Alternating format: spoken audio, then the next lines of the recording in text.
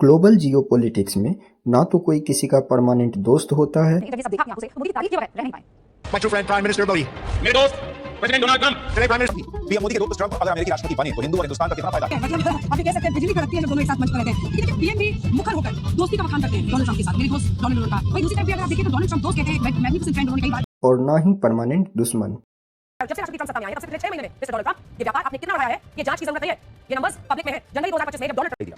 इसके बाद प्रधानमंत्री मोदी और राष्ट्रपति पुतिन चीन के राष्ट्रपति शी जिनपिंग से जाकर मिले और फिर तीनों नेताओं के बीच कुछ इस तरह से बातचीत शुरू हुई मानो ये तीनों बहुत पुराने दोस्त बहुत दिनों के बाद मिले हो। इसमें प्रधानमंत्री मोदी, चीन के राष्ट्रपति शी जिनपिंग और रशिया के राष्ट्रपति व्लादिमीर पुतिन एक साथ एक दूसरे का हाथ पकड़कर बहुत ही प्रसन्न मुद्रा में दिखाई दे रहे हैं। तो सब हाउडी मोदी। और अब की बार ट्रंप सरकार के बाद अब अमेरिका ने इंडियन एक्सपोर्ट्स टू यूएस पर 25% की एडिशनल पेनाल्टी लगा दी है, मतलब टोटल हो गया 50%। टैरिफ लगाया गया क्योंकि 2022 में रूस यूक्रेन वॉर स्टार्ट होने के बाद से इंडिया डिस्काउंटेड प्राइस पर रशियन क्रूड ऑयल और डिफेंस इक्विपमेंट्स खरीद रहा है। अब अगर तुम देखोगे तो ये क्रूड ऑयल सस्ते दामों में खरीदा तो जा रहा था, पर क्या तुम्हें सस्ते दामों में पेट्रोल या डीजल मिला? लेकिन मोदी जी दिन रात मेहनत तो तुम्हारे लिए करते हैं। फायदा हुआ बिलियंस ऑफ डॉलर्स का हुआ, लेकिन रिफाइनरीज को तुम्हें फायदा होता अगर ओपेक कंट्रीज प्राइस बढ़ा देती तो पूरी दुनिया का पेट्रोल डीजल प्राइस बढ़ जाता। अब इसी के रिएक्शन में मेरे दोस्त प्रेसिडेंट डोनाल्ड ट्रंप का टैरिफ गेम स्टार्ट हो गया। हालांकि ये अमेरिका का डबल स्टैंडर्ड है।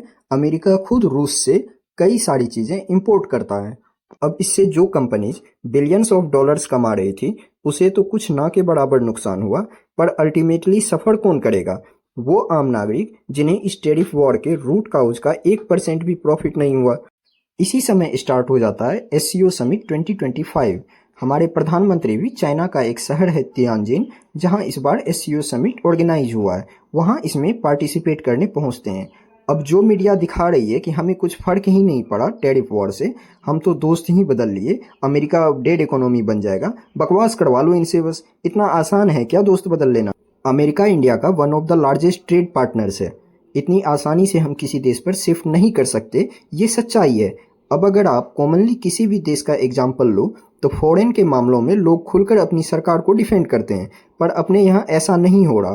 टीवी मीडिया को चिल्ला चिल्ला कर ये प्रूफ करना पड़ रहा है कि लोग साथ हैं, हालांकि इस वक्त सबको सरकार का साथ देना चाहिए।